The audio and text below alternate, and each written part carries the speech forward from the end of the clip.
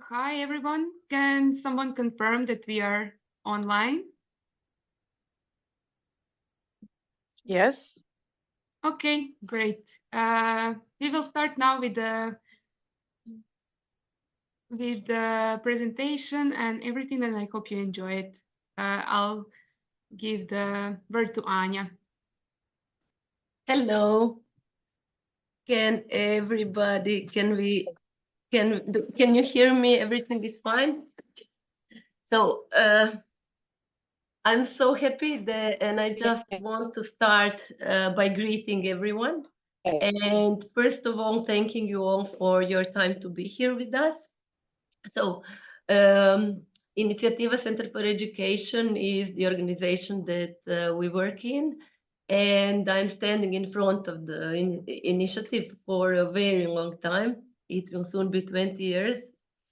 My name is Anja Rubčić, and I'm with my colleague Jelena Posavec-Milovic today.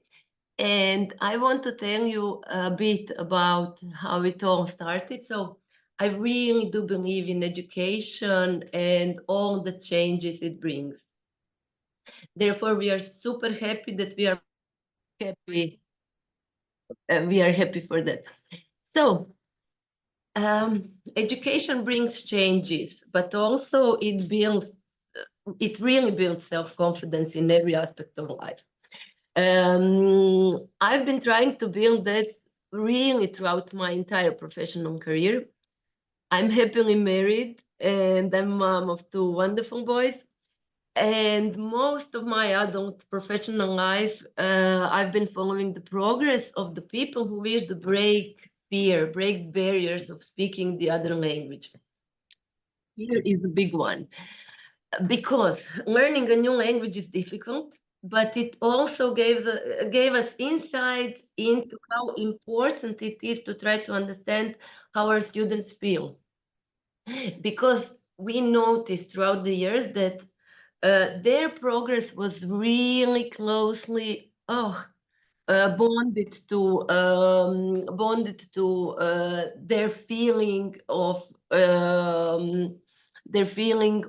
because it was really bonded with their feel good in the classroom moment.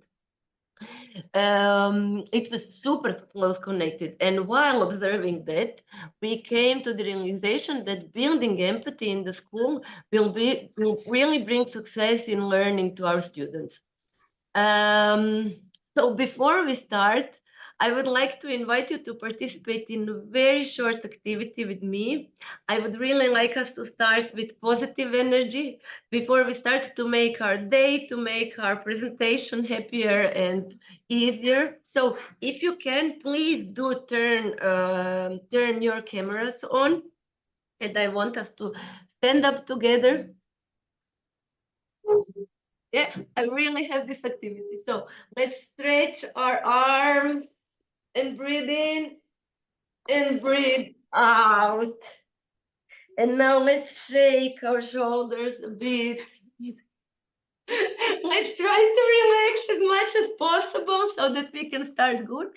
And the biggest one, let's all do three squats. So 1, 2, 3. Woo, bravo! And now let's all give ourselves a round of applause for the effort. We will be fit for the summer and take your seats. I hope that today will bring us good things. Sorry? Need to share the presentation again. Oh, Just a second, little sorry, we have some technical.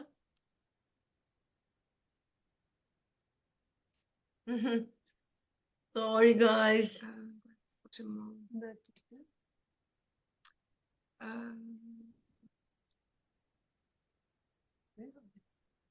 Okay.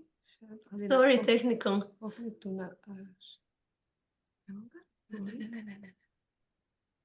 Advanced, or in advanced. Portion of the screen. Ok, share. I onda izaberi, ovaj ti je sad, musiš se zeleni, samo ga tu pomakni. Ne, ovaj tu. Da, još malo tamo desno, ti lovi cijeli slajd. I to je to. Super. Good to go. Okay. Samo malo, sekundica. 1 second, sorry guys, we have some technical problems. Sorry for this. You did your exercise, now we need to relaunch our technical stuff. No problem, Anya. I was wondering if I had bad connection, because I also am in a room that is not the best for connection. Can you hear us well? Can you hear us well? Can you see us well? Yes. Now, yes. Yes. Yes, yes. Yes, we can hear you. Did you all do your exercises? Yes. Yes. Good. Okay. And can you see the slides now? Yes. Yes. Okay, Yes. perfect. Okay.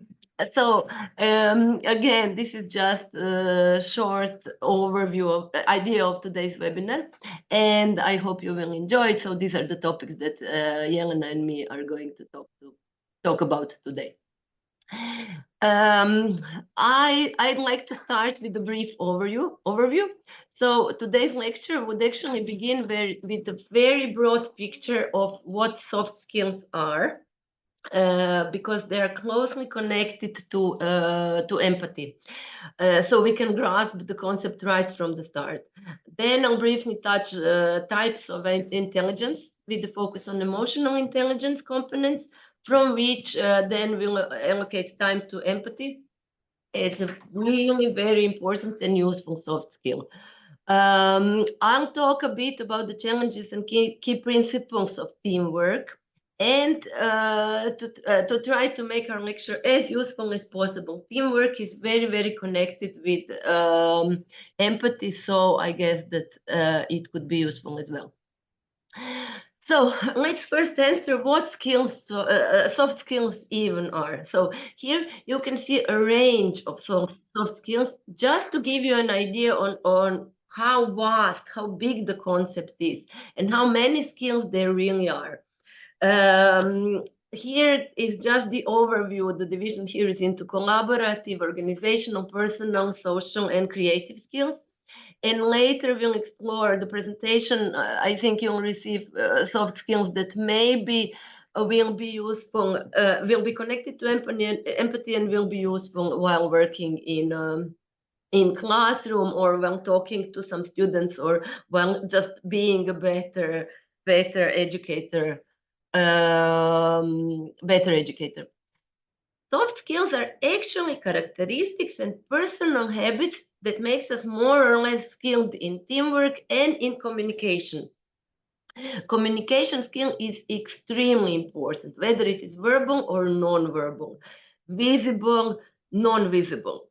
Communication is the process of exchanging thoughts, feelings, messages. It's dynamic, it's complex process in which we receive and send both verbal and non-verbal messages to understand each other, to understand others, and to be understood by others. It's really the foundation and of all interpersonal relationships, and we learn to communicate from childhood. Communication is impossible to avoid if two or more people can see each other. No matter whether you wish to communicate or do not wish. If we are here in the same space, it's impossible to avoid it. The key to successful communication is that people want to hear your message. It's impossible to communicate if you don't want to listen. Listening is a crucial part of communication. So from all the definitions of communication, many theorists and practitioners, they all agree on one thing. It's simply impossible not to communicate. Communication and communication skills also refer to when and how we communicate, how often, how we look and how we behave in the process, what message do we send to others, and we are sending them in every possible way, every way that we can imagine. We are send a message, even with our silence. Silence is extremely strong communication message and can even act as a strategy. It's actually a very useful communication skill. So these soft skills are just listed just to give you the idea how big the concept of soft skills are, and we'll get to that, how it is connected to empathy. We just need to reconnect to other Wi-Fi. I think that we are breaking up. Sorry, guys, again, technical problems. I'm sorry.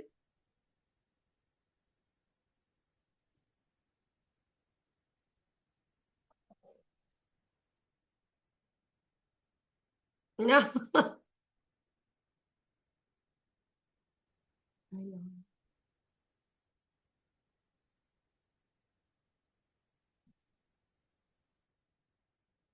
Maybe I can give. My mobile. Mobile please. It's only these. Do you have Anya? Just give it a second.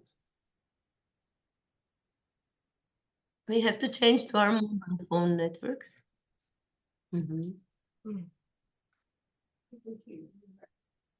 are back online. Oh, come in here. Try now. Interesting.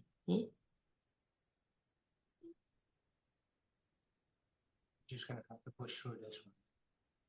Whatever you think. Okay. Guys, I'm sorry, we have some Start technical. the presentation again. Yeah. So Stop sharing. There we go. Sorry, Stop sharing guys. again. And adjust the portion, yeah.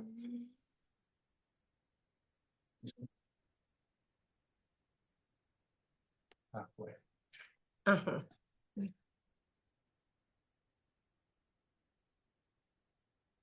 okay. Okay. We are good to go back now. I hope. So we know we have verbal and non-verbal communication. Why is it important? Because verbal communication is the transmission of information through speaking, through words, through reading, through writing. So this way, teachers' viewpoints, instructions, beliefs, ideas, feelings are communicated. While non-verbal communication, on the other hand, is supplementary channel for sending messages that basically fulfill the verbal communication. You cannot have verbal without non-verbal communication if you are if you see each other. And non-verbal is basically something that will help you to understand better what this person means. It involves communication through gestures, facial expressions, body language. So with this type of communication, we will share attitudes, emotional relationships towards information, as well as towards the people we are communicating with. Non-verbal communication actually enhances and regulates our social interactions, but it also substitutes, reinforces, or alters verbal communication. If we are very angry with somebody, but say words that suggest we are not angry at all, I'm not angry, but you know, I can show it in my body. Our non-verbal communication will have priority. It will take its toll. We will somehow not believe that that person said that they are not angry at all, because we will see it. We will feel it. It will transmit a stronger, in a way, much firmer signal than the words spoken.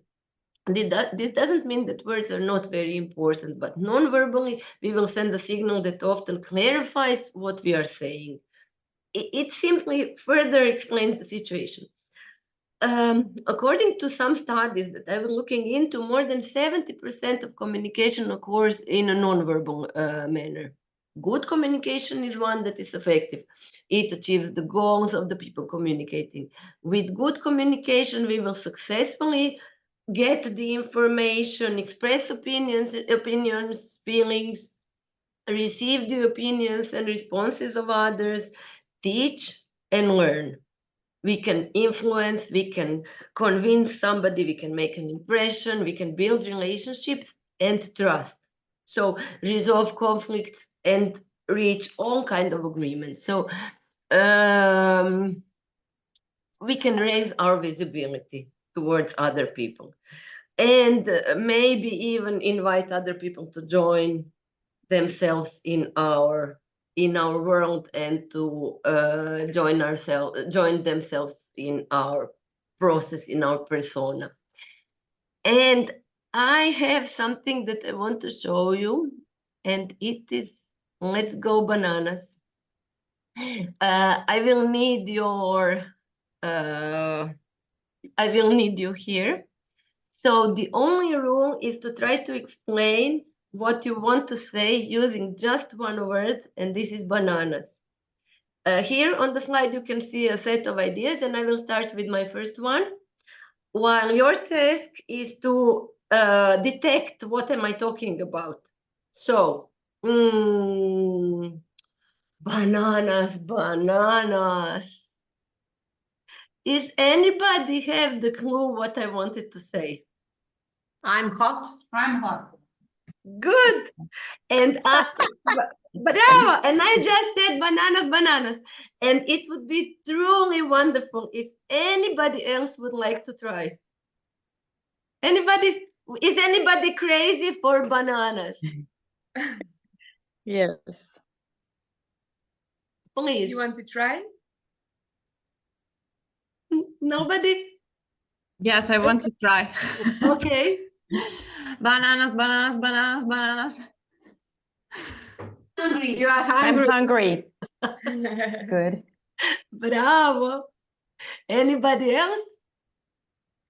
Bananas. You are cold. Yes. You are cold. I'm cold.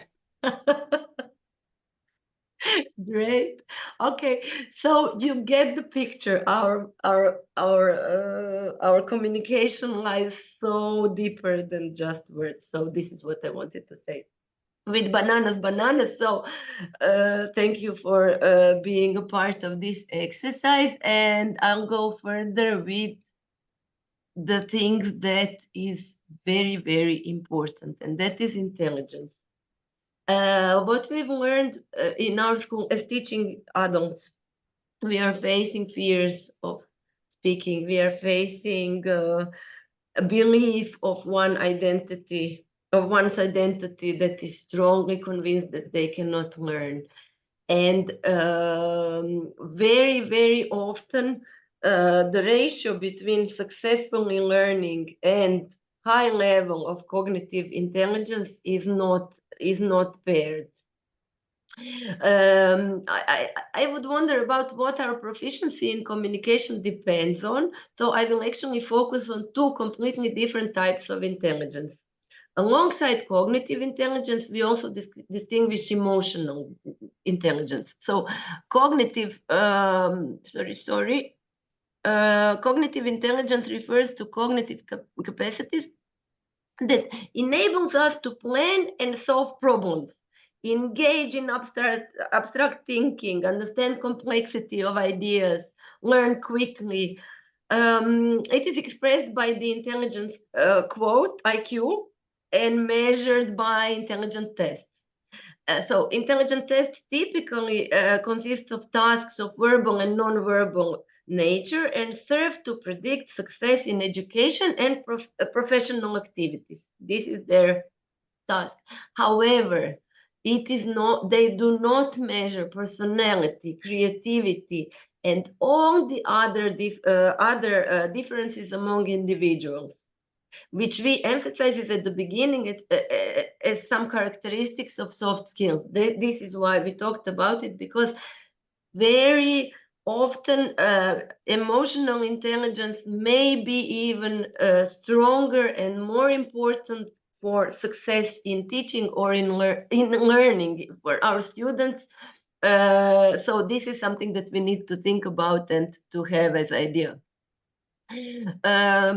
Just a bit about the theory of emotional intelligence. It was proposed by Daniel Goleman only in 1994. So cognitive and emotional intelligence are different, but really independent. You can have somebody that is really highly cognitively intelligent, but has no clue how to act in society. So this is something that I think is the task also of all the educators to have in mind. So cognitive intelligence cannot be learned, cannot be increased. This is something that we have. And according to some theories, it accounts for only 10 to mostly 20% of life success. Under life success means how we will be able to navigate through the different tasks in life, through learning, through working, through different kind of environments. While emotional intelligence, on the other hand, is not limited but learned and is developed throughout life. It accounts for 80 to 90% of the success. And the good news is that emotional intelligence is learned throughout life. So long time to go, I hope. Emotional intelligence, it includes knowledge of what we feel and what we are using and how we are using our own feelings to make good decisions in life. It involves the skill of managing distressing moods, controlling impulses. It indicates that we are motivated and optimistic even when experiencing some setbacks on the way to a goal, some difficult life situation, something that we are struggling with. Emotional intelligence also includes empathy. So this is defined as the ability to feel the emotions of others and participate in their emotions. I have to give an analogy from the animal world. It's a really beautiful story to me, and I think that it can really clash to all our students and to all our goals in our life. So when a grain of sand enters the shell, this grain is very dangerous for shells in a way that it creates a wound that can actually be fatal. Some shells, however, they behave differently. So they start to round off the grain of sand by wrapping it with a thin layer of smooth pearl to elevate the pain caused by the grain of sand. So in this way, grain of sand begins to turn into pearls. So similarly, like the shell, some people turn their grains that bother them into pearls, while some people turn grains of sand into a life drama from which they never recover. So these examples show us that the importance of emotional intelligence is also manifested in the ability to make the best of what we have. So keep that in mind. We can use the grain of sand to make something unbelievable, like pearls. I would like to briefly mention the 5 components of emotional intelligence: self-awareness, social skills, empathy, motivation, self-regulation. But today we will focus on empathy. This was really needed to understand that this was just a part of this emotional process of communication and cognitive communication that we're talking about. I would like to, so I will not go through any of that because we will talk about it throughout the project more, but I would like us to watch a short video on empathy together, as I consider it one of the most beautiful human qualities. So, okay. Now I'll need help.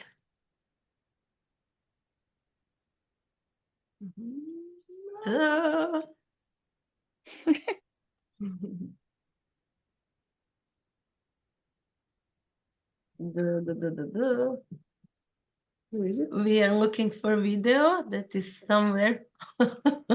Here it is. And now Have to share it. we'll make it. Mhm.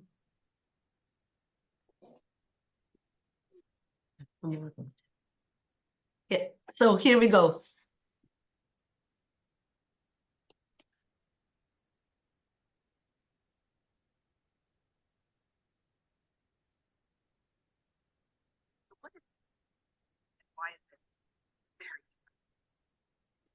Empathy fuels connection. Sympathy drives disconnection.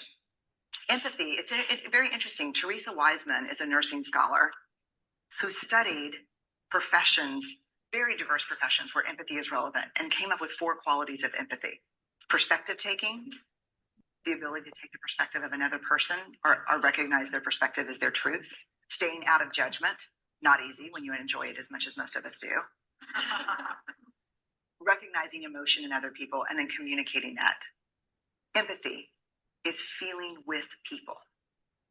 And to me, I always think of empathy as this kind of sacred space when someone's kind of in a deep hole and they shout out from the bottom and they say, I'm stuck, it's dark, I'm overwhelmed. And then we look and we say, hey, climb down. I know what it's like down here. And you're not alone. Sympathy is, ooh, it's bad, no. You want a sandwich? Empathy is a choice, and it's a vulnerable choice, because in order to connect with you, I have to connect with something in myself that knows that feeling. Rarely, if ever, does an empathic response begin with at least. And we do it all the time, because you know what? Someone just shared something with us that's incredibly painful, and we're trying to silver lining it. I don't think that's a verb, but I'm using it as one. We're trying to put the silver lining around it. So I had a miscarriage. At least you know you can get pregnant. I think my marriage is falling apart. At least you have a marriage. John's getting kicked out of school. At least Sarah is an A student. But one of the things we do sometimes in the face of very difficult conversations is we try to make things better. If I share something with you that's very difficult, I'd rather you say, I don't even know what to say right now. I'm just so glad you told me. Because the truth is, rarely can a response make something better. What makes something better is connection. Okay. Bravo! Did you see that? Yeah. Yes. Okay.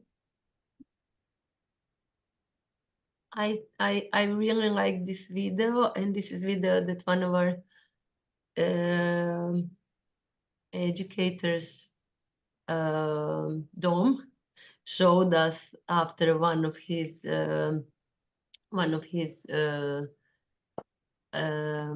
educations in I think he was in Bologna, maybe. I'm not sure. With Ella. With Ella, right?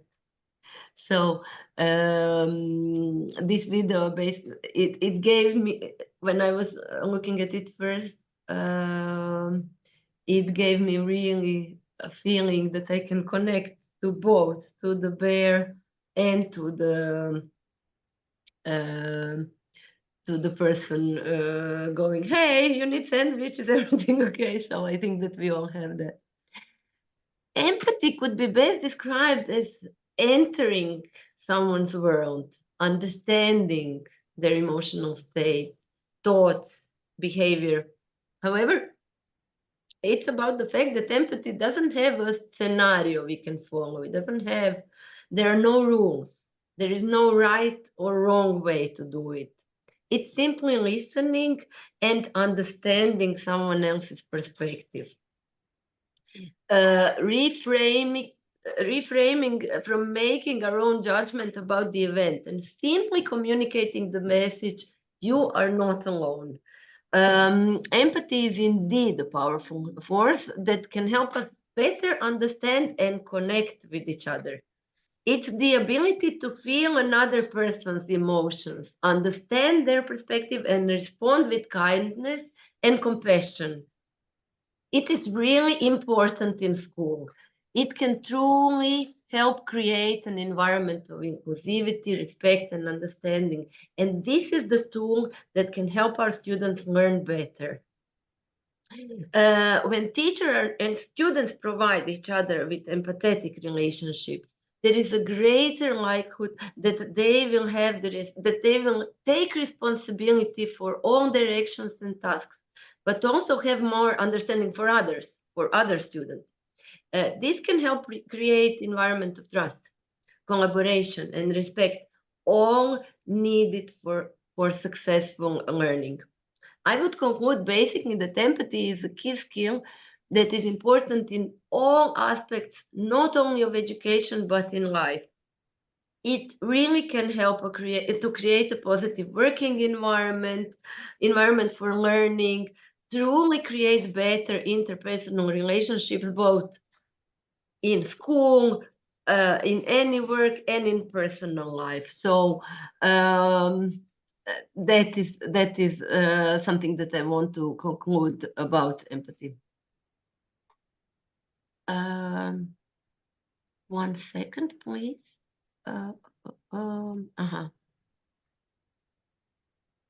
So, teamwork. Empathy is also very important for teamwork, which is indicated by this slide. And I will now explain why it is something good to be a goose.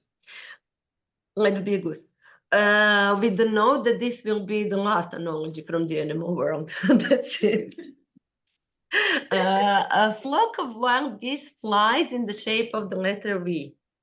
By flopping their wings, each bird creates an uplift, thus helping the bird flying behind it.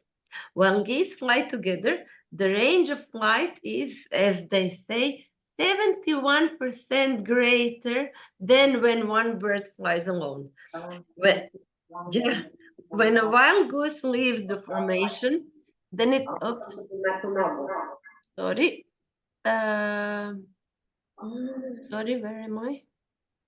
Kad im pokažeš ovako, Sorry. Jelena Dimic, could you just mute yourself? Yes, sorry. Sorry, I'm lost. Here we are. So when one goose leaves the formation, it leaves its group. If it leaves its group, it immediately feels the weight and resistance. So it has to quickly returns to take advantage of the uplift of the bird in front of it. Most interestingly, when the lead goose in the formation gets tired, it's okay. It returns to any position in the formation, and another goose will take the lead position, and they will exchange in that way. This is teamwork. The goose flying at the back, it honks, but with the purpose of encouraging those in front to maintain a constant speed. It doesn't honk to complain. It just say, come on, you can do it. If, however, a goose gets sick or injured or hit, the other two geese will leave the formation and follow it to help and protect it. They stay, they wait until it's able to fly again or until it dies. Only then do they resume their journey flying alone or joining another formation. Well, this is close to some utopian functioning for me, especially the fact that this goose at the back do not complain, but they're encouraging the one in front by honking. But at least it's a good thing to think about when we are thinking of our students, when we are thinking of how do they feel in their team, and when we are thinking how to create classes, how to create teams that will be able to help each other and that will be able to go together in same direction and reach better. So the work of a small challenges of teamwork, the work of a small group of people focused on a common goal for which everybody is responsible. That's teamwork. My favorite and clearest definition that I like to highlight comes from Wayne Caskio in his work Managing Human Resources, who consider a team to be a group of individuals working together towards a common goal. And the question is, what have you learned from the geese? Groups of people, groups of students, group of teachers, group of individuals who share the same goal and sense of community can go so much more easily and quickly reach where they're heading before they support and trust each other. And this is the school that all of us want to work in. It's good to stay information with those going in the direction we want to go and accept their help, just as we would offer it ourselves. So let's accept the fact that everybody will take turns doing difficult tasks and that we need to share tasks among ourselves, that students have to share tasks among themselves or help each other, because there is this interdependency. We are not alone. Similarly, if we were like this, we would stick together in trouble, just as we always do when we are happy. And that's an important characteristic of a successful team, taking care of successful students, of successful school, taking care of our students, taking care of each other, both in times of trouble and in moments of joy, in bad days, in good days. There is a lot that can be said from this example about the role of leadership, but we'll leave that for another time. Leadership as teachers, leadership as colleagues, leadership as role models for teenagers, for adults, for our kids. So it's important to say that teamwork is more than individual action. In this, it's a measurable synergy. 71% they can go further, which is why this example is so interesting. Joint work framed by a common mission is called teamwork. So practice as we speak. These are some just simple activities that I listed that can maybe help foster empathy in the classroom, but I will not go through that now, because I think that I'm talking a lot. And but you will all get, I guess, PDFs, so you can take a look. Some of them are really interesting, like role playing, storytelling, empathy interviews, empathy masks, collaboration projects. So empathy is all about understanding how someone else feels. It's like putting yourself in their shoes and seeing the world from their perspective. What can we learn from our students? What can we learn from our colleagues? What do we have to give, and what can we ask for others for us to grow? And guess what? We can learn to be more empathetic right now. So it's just a decision. I will just want to start. How are we with time? Good. I will just want to start with one, not just start. I want to finish with one simple example. So imagine your friend is feeling sad because they lost their favorite toy. How would you feel if you lost something you loved? That's empathy. It's all about understanding how your friend feels and trying to help them feel better. One way is by just being nice, just being kind to each other. When we say nice things and help each other out, we show that we care about how others feel. For example, if someone in our class is having a hard time with their schoolwork, we can offer somehow to help them, even to ask, are you okay? Do you have problems at home? Do you feel neglected? Do you have good friends in your classroom? And that's empathy in action, just slight noticing that something is happening with somebody is often enough so that we can hurt. Listen carefully when somebody is talking. Jelena will have a good amount of things to say about it. So imagine if you were telling a story and your friend kept interrupting or not paying attention. How would that make you feel? Not very good. Yeah. So when somebody is talking, we should listen with our ears and our hearts. I know that we are so often in our minds. We have a lot of things to do. We have problems. We have children. We have food to cook. We have everything. But try to listen with our hearts open, and that really changes. That really makes a difference. That's how we show empathy. We can also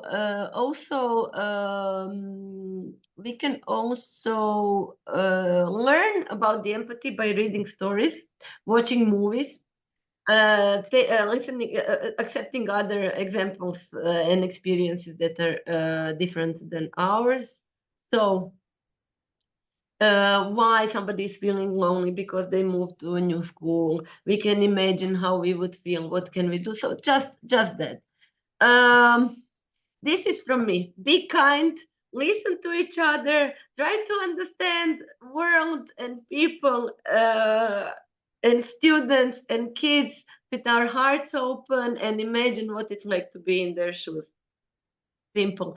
I truly believe that this way we can change the world, and I guess that's it from me. And I'm giving place for Jelena. Thank you, Anya. So hi everyone. My name is Jelena, and I will be talking more about active listening today. Just to introduce myself a little bit, I'm a social worker and a therapist in education. And here in Inicijativa, I work on projects that are related to education and educating vulnerable and people with less opportunities.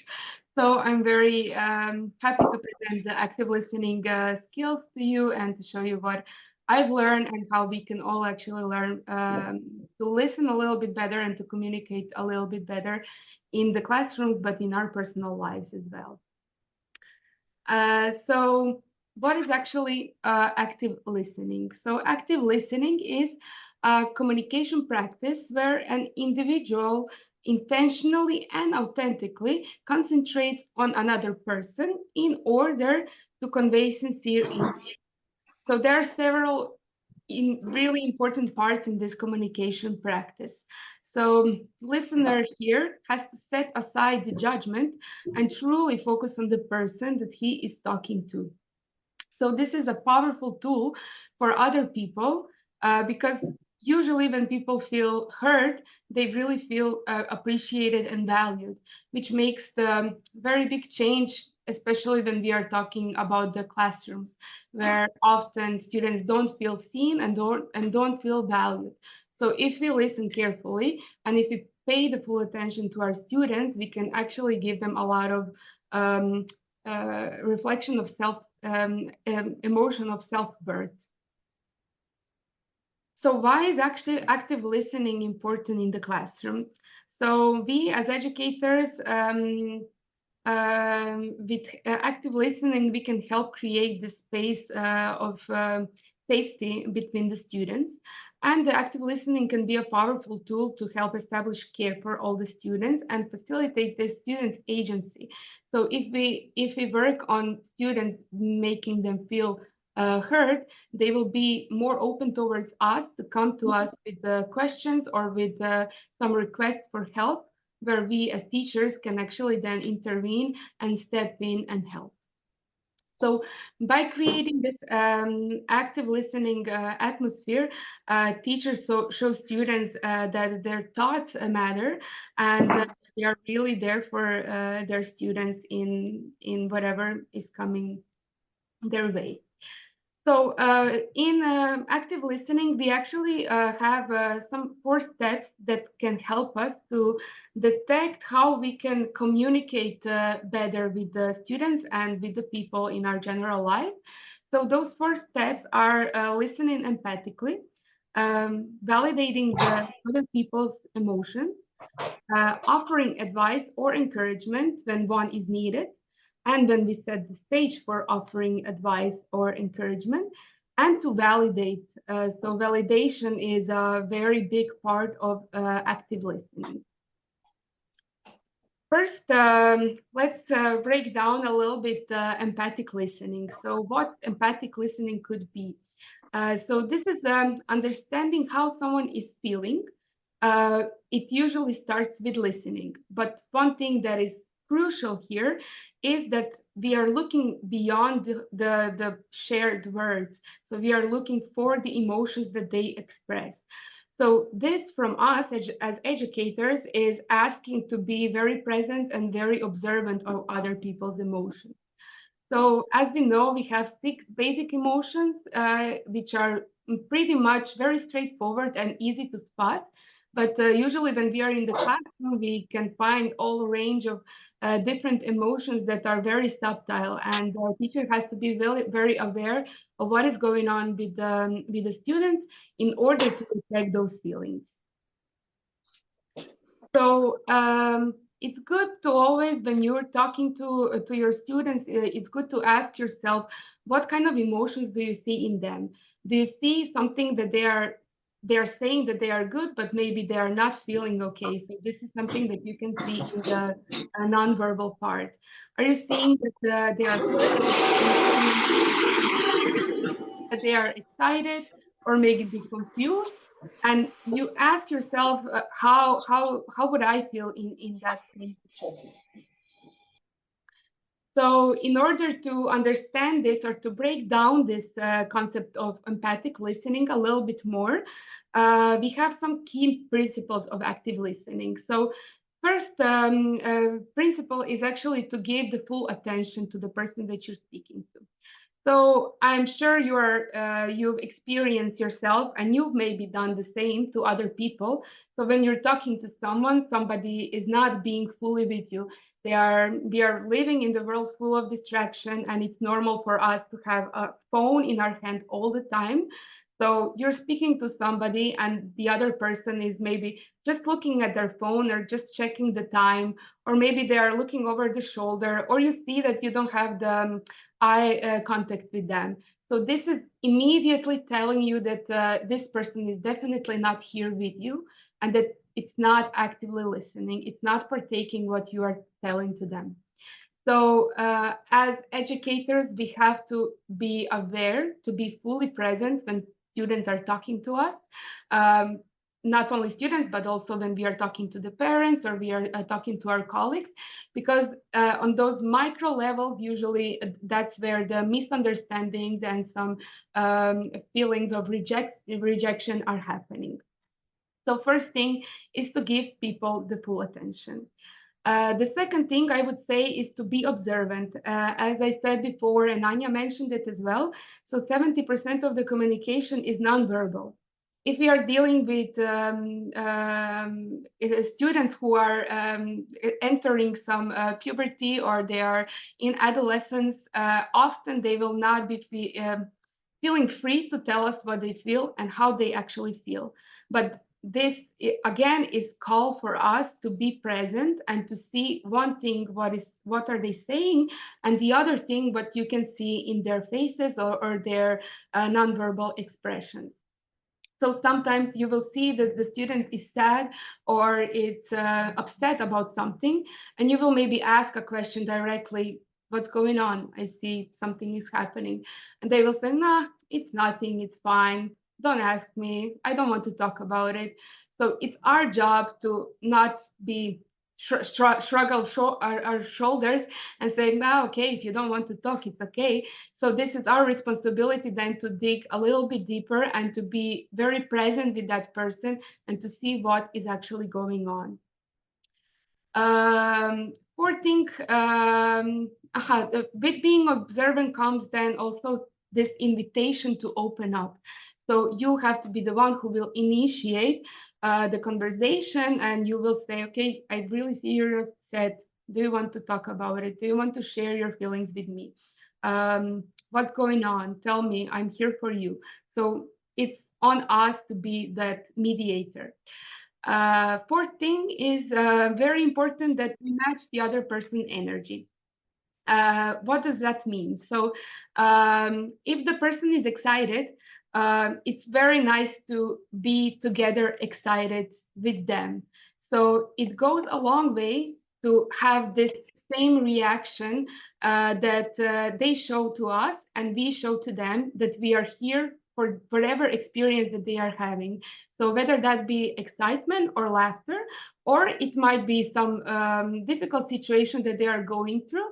So it's always good, of course, if we have the capacity to match the energy of the person who is talking to you.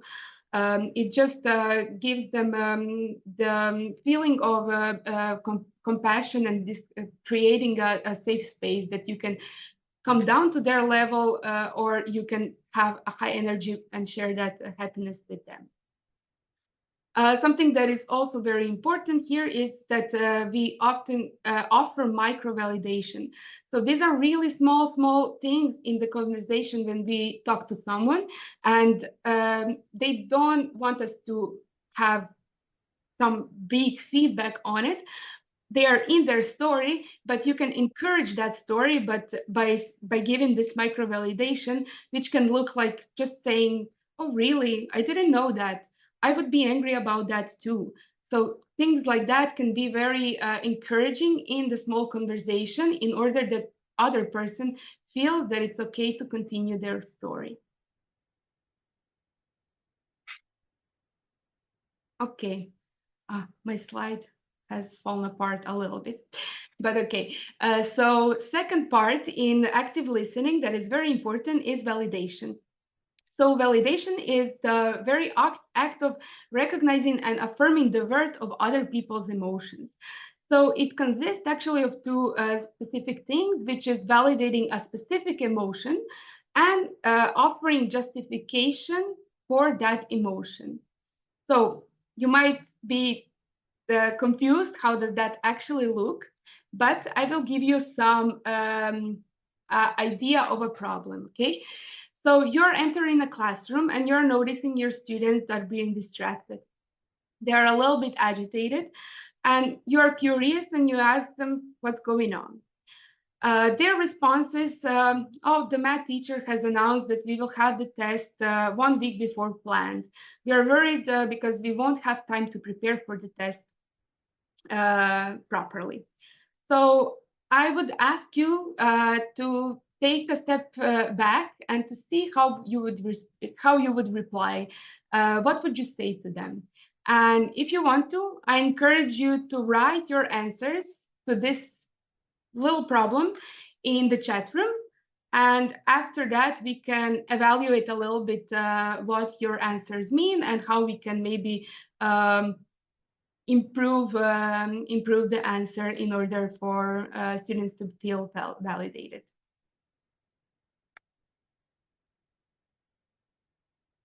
So if somebody wants to share the answer in the chat room, we will wait for, let's say, half a minute, something like that.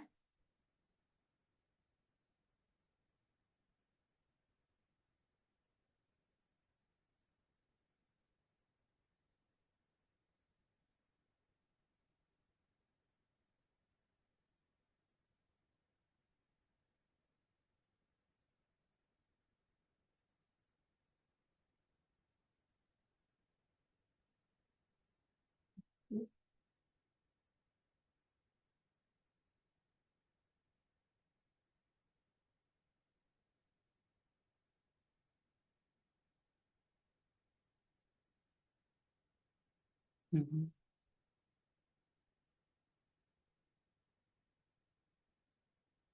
We have one answer. I'm waiting for more reply, and then we can maybe read them all together and evaluate.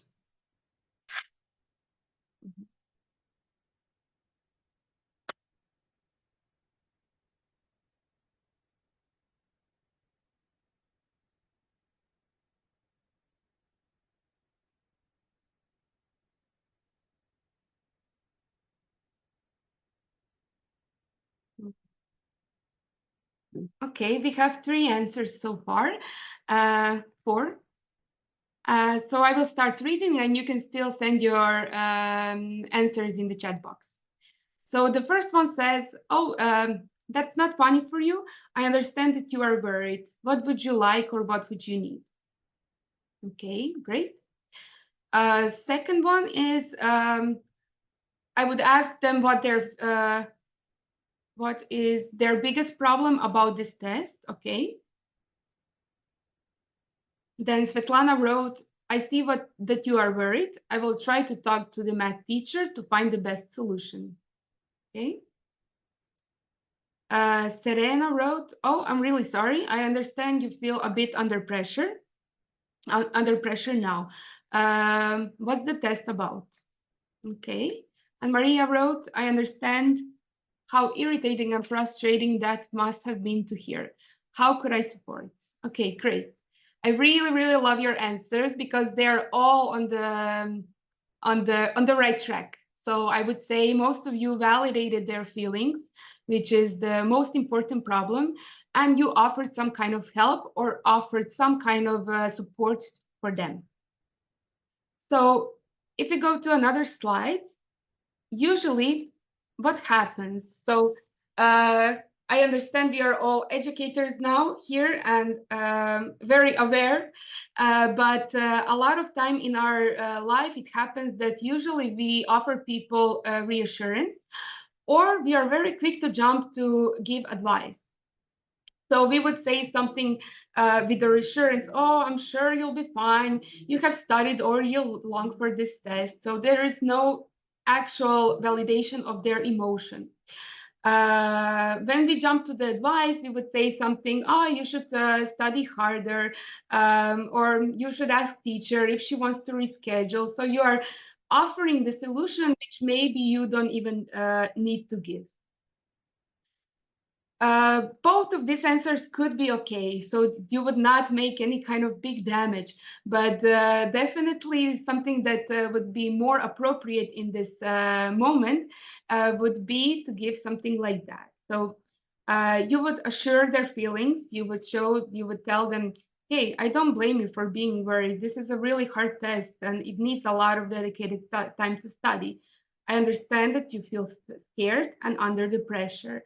So you're supporting your student here in a way that you are really seeing their struggle, you're seeing what they're going through, but you're not offering the solutions because maybe the solutions they already have in their hand. They just needed to vent or they just needed to talk about things that they are feeling. Okay, so now I would encourage you I have to go to my colleagues who have prepared a game for you. So they're co-hosting, and in the chat box, they will send you QR codes. So we will put you in the breakout rooms, and you will be in pairs of 3, okay? In the pairs, before you scan the code, I want you to decide who is going to be person A, who is going to be person B, and who is to be person C. So you must not know what is your task before you decide who is what person. And once you decide who is person A, B, or C, you will then scan the code for that exact person. So each of you will have a role to play.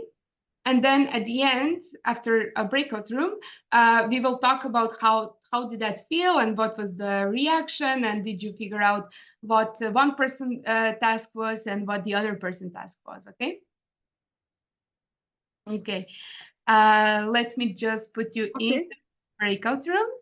Sorry, no, Yelena, I will share them. I'm just gonna ask, is everybody ready? Did you download that image that we send in chat? Because then when we switch you to breakout rooms, so you can scan the code of person that you decided to be A, B, or C.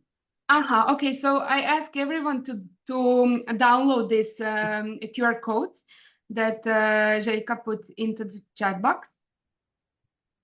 Yes, and if you're ready, then I can open up rooms and we'll have a few minutes to scan the code. It will open like a note. You just turn it on your mobile camera and it will open up like a note with instructions for your little role play that you're gonna have in practice. Okay. So if you scan the code, could you please put the like button or something like that, just so we are... Yeah, okay. Now I'm sharing, sending you to rooms. You'll have a few minutes to do that role play, okay? If you need help, please ring us.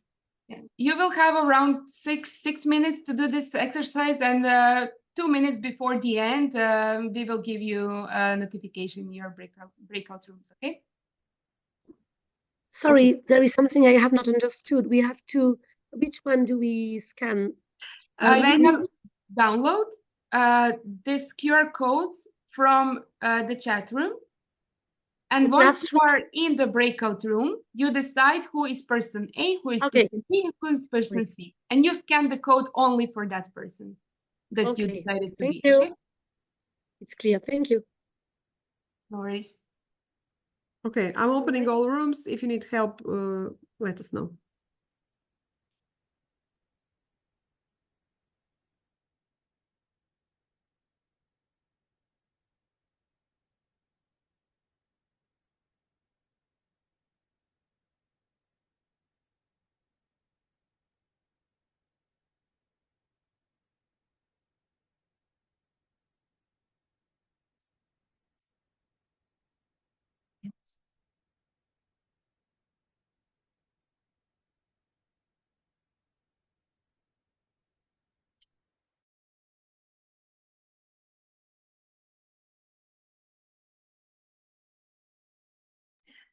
Hey, just to check on Samsung, are you with us?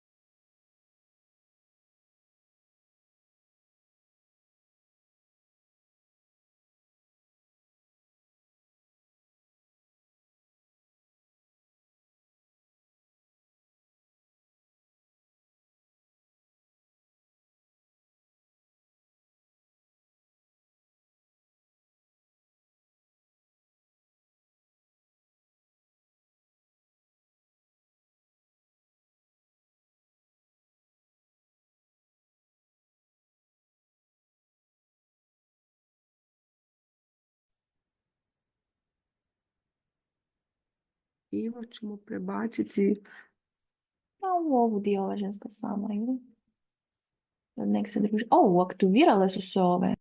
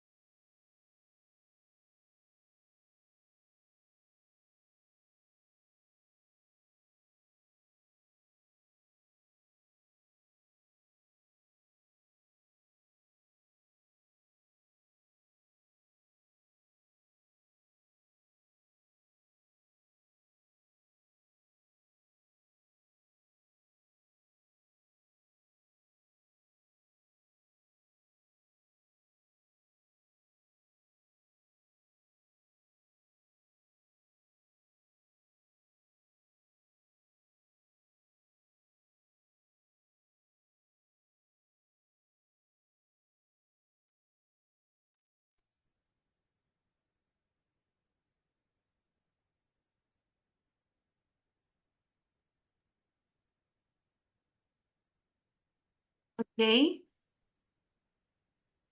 Some of you are coming back. You're waiting for the others to finish.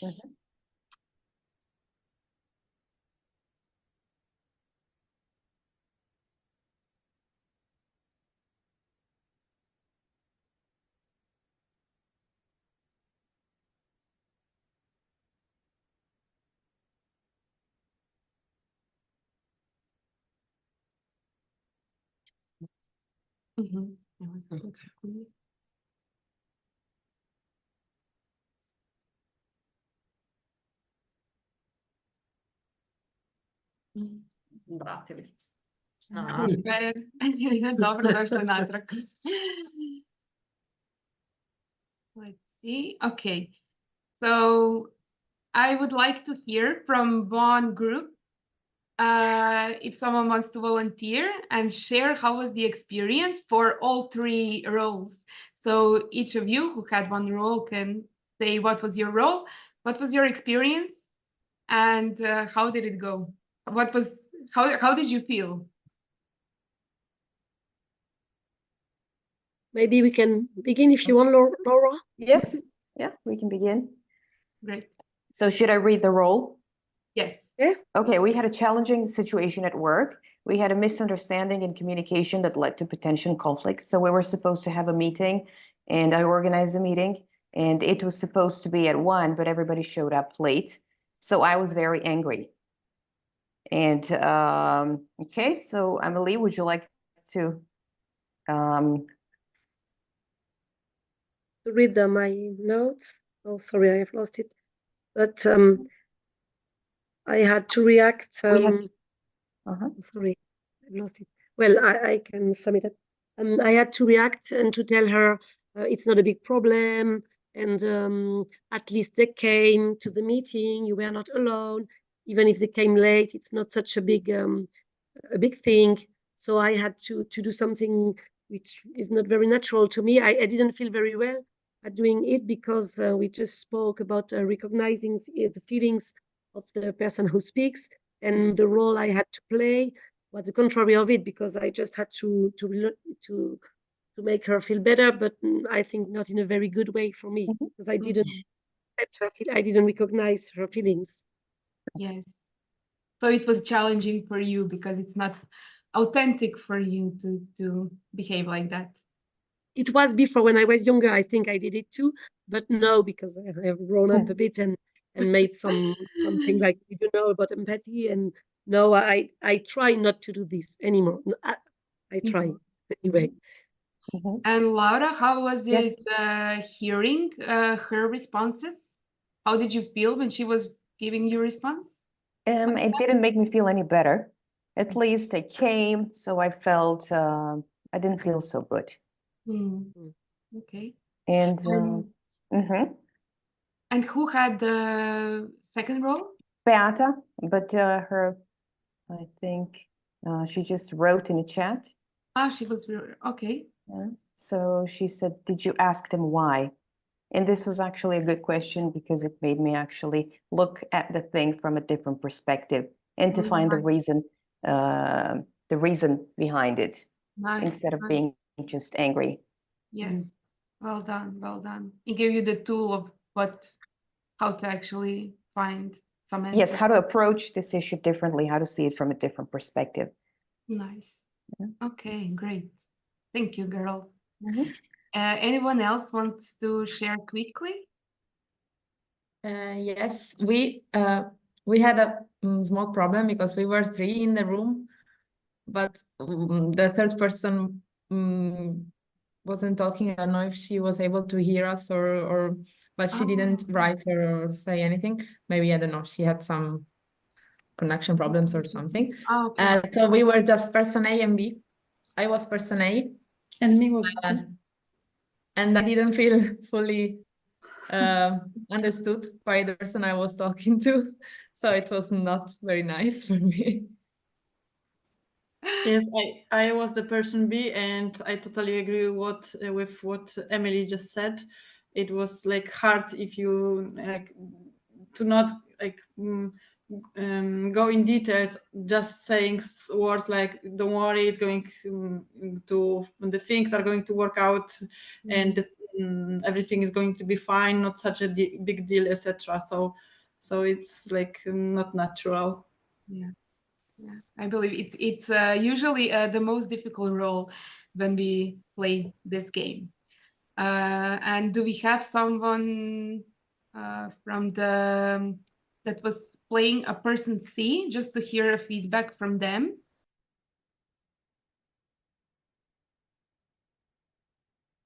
No? Okay, I think it was more natural, definitely, to play a person in a role with a C. But so this was one exercise that we did that was actually about validating and invalidating other people's feelings. So often society teaches us that some feelings are not really okay to feel, especially that feeling is often an anger. So anger is one of the feelings that we are always trying to suppress instead of actually also talking about it and acknowledging that feeling. So when that happens, when we are not acknowledging those feelings, we are not letting the other person feel that, we are usually using invalidating sentences such as, "You'll be fine, it could be worse, at least why you have a family," or something like that. So these are invalidating messages that people then perceive. On the other side, we have validating messages where you are encouraging and seeing other people's emotions behind their actions and what they are actually experiencing, and you are mirroring that with the questions. Okay. So further, when we are talking about active listening, we can often offer advice or encouragement. So offering advice is very controversial usually, because offering advice we can do only when it's the right time to offer advice, and in a way that is also taught how to offer advice. So in order for a person to actually offer advice, you have to go through those first two steps that we were talking about. So there has to be empathic listening involved. There has to be some kind of validation before that. And only then, when you establish trust with that person, and when you saw and you were in the shoes of that person, can you ask if you can offer the advice or any kind of encouragement. So you need to first understand the situation in order to offer advice. Also, not every situation is asking for the advice. Sometimes people are just wanting to vent and just want to tell you something, what happened in their life, and they really don't need to hear a solution. What happens with the advice, so some negative effects of advice that is not wanted, is that usually a person is venting to you about some problem, and you offer an advice or you just shrug it off, and they feel like they are not capable. They know already the answer, they know the solution to their problem. They just first, before they get to the solution, need to actually talk to someone about it, and the only thing they need is your validation of their feelings. If you offer advice too early, or if you offer advice before establishing this kind of trust, the person can often feel agitated and irritated by you, and it makes them feel like they're not able to figure out what the solution is on the first place, while in the reality they just really wanted to share.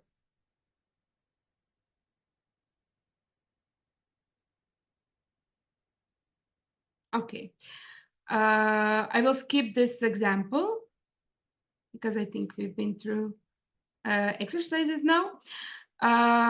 So to avoid this kind of discomfort or the irritation when we offered advice, it's good to ask a person, so how can I help? Is there anything I can do? Or you can ask them directly when you listen to them, Would you like to hear my opinion, or do you want to hear how I see these things? So just asking them, they can say, no, I just wanted to vent and that's it. Or they can really say, yeah, I really need your opinion, like, please help me. I think it would be useful. So these are some kind of small steps that can make a huge change when we are offering advice or encouragement to other people. The last thing is understanding this emotional vulnerability. So in order to do that, we need to validate other people's feelings at the end of conversation. So when someone shares a personal experience or emotion with you, they take you they are emotionally vulnerable with you. And this is really not an easy task. And they are usually showing you that they have a lot of trust in you. So it is critical in those moments to be really authentic and to connect with that person. So not to put the facade, but really to go on a deeper level. In order to acknowledge this vulnerability and what they were saying to you, that you value, that they open up to you, you can, at the end of the conversation, really emphasize that. You can say, oh, I know it's really not easy to talk about those things. Like, thank you for sharing this. I appreciate you opening up. It means a lot. Or thank you for saying something. I didn't know what's going on with you. So this validation at the end of every vulnerable conversation is very important for establishing the future trust. Okay, so here we are stopping with the active listening part. So we went through those 4 phases, and I hope you can explore more when you receive the presentation from us. There is just one thing I would like to share with you, and it's a type of techniques that you can use in your school, and it's called mentalization. And a lot of you maybe already heard about it, but the mentalization is essentially the capacity to understand and interpret human behavior by attributing mental states such as thoughts, beliefs, intentions, and emotions of other people. Usually it's a tool for professionals, but it is also good to work with children on how, with different techniques, how to put yourself in the shoes of other people. And this mentalization can then help them to learn and to gain more emotional intelligence. So usually when we talk about school, it's things are pretty straightforward, and it's a lot of disciplining to do. So what I would like to bring first is that discipline is not what we think of discipline today. So discipline is actually meant to teach or give instructions to people or to teach a child what he or she is not yet capable of, and not to punish him. So discipline today has a lot of negative connotation, but this is actually what the discipline means. So to teach someone or to give instruction. So when we think about that, and when we are faced with a challenge of our students in the classroom, it's important to actually use some techniques in order to see how can we teach a child something that he feels frustrated with. Okay, so here I will share an example first. So this is a technique of 3 questions. The question is, why is the child doing something? What does the child need to learn from this? And how can I, as an educator or a parent, teach the child or adult person that thing? So for example, a girl had recently been ill, and she got well. But as she got well, she was full of energy, and she was jumping in the house. And the first thought that mother had was, oh, this child needs a discipline. And then she thought about the advice and how to regulate emotions. And she asked herself those 3 questions. So why is my child doing this? When she was exploring this, she figured out, okay, my child has been sick for the last 5 days. She is now recovered and is full of energy. right now, my responsibility is to learn to teach that child that it's okay to have energy, but we need to express this energy in a productive and appropriate manner. In order to do so, the mother has to go outside and take the child outside to the playground so the child can express her and let out her energy. So using these 3 questions, she was actually teaching a child something that she did not know, and that is it's okay to have the burst of energy, but there is a place where we can do that, and there I will show you how to actually do and where to express those emotions. So these 3 questions can be used in our personal lives and in the classroom. So whenever you feel frustrated with some reaction of the student, or when you're feeling like things are very difficult and you don't know what are they actually asking from you, it's usually you have to go a little bit deeper and not just to react, but really to ask yourself questions. Okay, what do they need now from me? How can I teach them? What can I show them? And how can they learn to be better at this? The other technique is the thermometer. So this is a technique that you can use when you are dealing with a stressful situation with parents in school, or your colleagues, or with the students. The technique is very good to evaluate your own emotional state. So here are a couple of questions where it asks how you are actually emotionally, what is your emotional temperature right now. So this is a model that you can use if you know that you are now going into some situation where you want to talk with your colleague and resolve some issues, or when you're going to speak to a parent of a child that is having problems in school and you know that tensions might arise. Of course, for that, you need to be aware that you need to set aside 5 minutes for yourself and just to scan your emotional state. So I wanted to present this as an exercise, but I am not sure if we will. No, we are already out of time. So I will just read the questions, and then when you get the presentation, you can take the template and you can use it in your daily life. So first question is, what is my emotional temperature on a scale from 1 to 10? Am I open to see the things from the multiple perspectives? Is there a balance between the need to take the action and the reflection?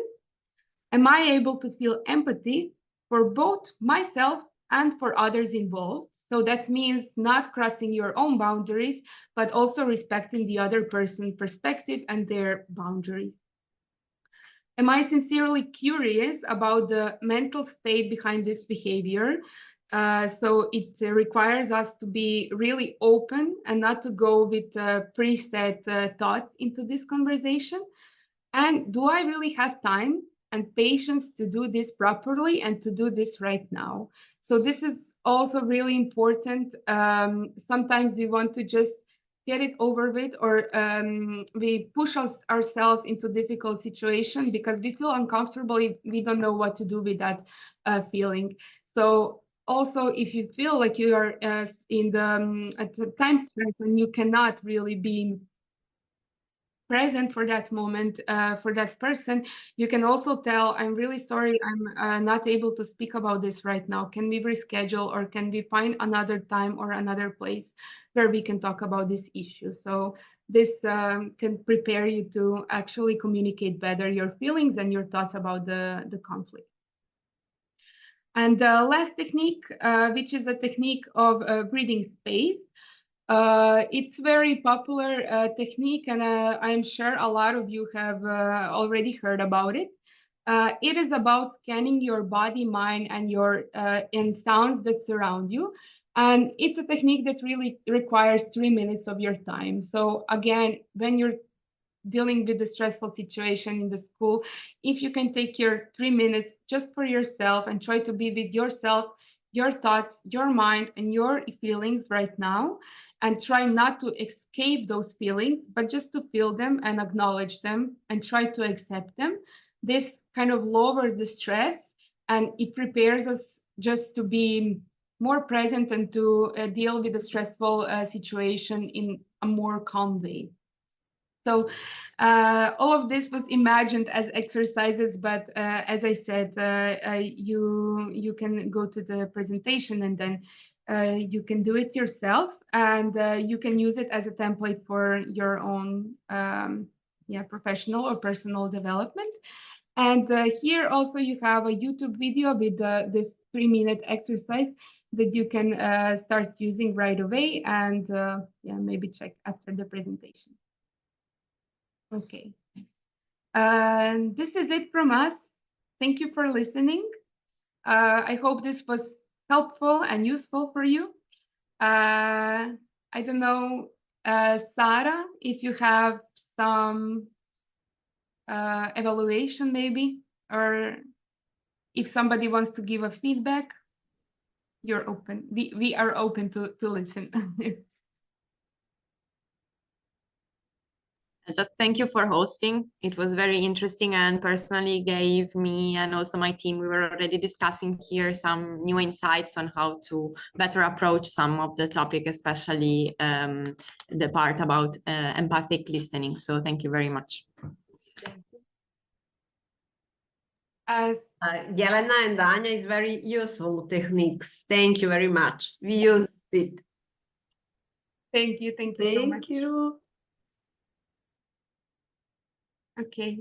Sarah, do you have maybe evaluation to go now or later in the email? So before you leave. Yes, I'm gonna put the link in the chat and also send you by email. Okay. Okay. So if everyone can just, I think it's gonna be a link. If you can evaluate the quality of the webinar right now, it would be much appreciated. We know that everyone is very busy, so I think it's best if we do it right away. It's just easier, so it would be very nice. So thank you everyone for listening. Anya, thank you guys, everybody. Thank you. Thank you very much. Thank you. Goodbye. See you next time.